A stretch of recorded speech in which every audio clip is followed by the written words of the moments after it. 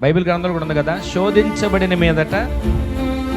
ఎందుకని మీకు తెలుసు కదా, బంగారాన్నంట కంసాలి ఆ నిప్పుల్లో కాల్చేటప్పుడంట కొంచెం కాల్చిన తర్వాత దాన్ని ఊదుతాడు. ఎందుకు ఊదుతాడు చెప్పండి?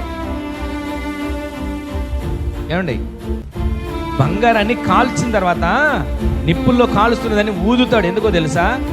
బంగారమే కానీ కాలుతున్నప్పుడు మస్టంతా కరిగిపోయి మేలిమి బంగారంగా మార్చబడుతుంది. ఆమె చెప్పండి. ఆ మేలిమి బంగారంగా మార్చబడినప్పుడంట తను ఊదుతున్నప్పుడు భూతద్దంలో చూస్తే తన ముఖం క్లియర్గా బంగారంలో కనపడుతుందంట. అందుకని ఎంతగా కాలితే అంత మస్టు తొలగిపోతుంది, ఎంత కాలితే అంతగా అది మేలిమి బంగారంగా మార్చబడుతుంది. ఈ రోజున ఎంతగా మనం నలగ కొట్టబడుతున్నామో అంతకు రెట్టింపు మేలిమి బంగారంగా మనం మార్చబడుదుము గాక. మనం ఎవరమైనా సరే, ఏ పరిస్థితిలో ఉన్నా సరే, నలగొట్టబడుతున్నాం మనం అనుకుంటున్నాం. గిద్యోను కూడా అనుకున్నాడు, మా పరిస్థితి అయిపోయింది, గానుగు చాటను మేము గోధుమలు దొళ్ళు కొట్టుకోవాల్సిన పరిస్థితి వచ్చింది అనుకుంటున్నాడు. కానీ దోత దిగొచ్చి మాట్లాడుతున్నాడు, గిద్యోను పరిస్థితిని చూసి మాట్లాడుతున్నాడు. పిరికిగా ఉన్న గిద్యోనుతో మాట్లాడుతున్నాడు, బలాఢ్యుడా, పరాక్రమము కలిగిన బలాఢ్యుడా, ఇదిగో నీవు ఇశ్రాయేలు ప్రజలను రక్షించబోతున్నావు. ఆమె చెప్పండి.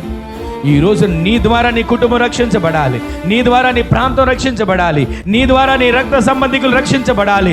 యుద్ధము చేసేది నీవు కాదు, యెహోవానే నీ పక్షమై యుద్ధము చేయునుగాక.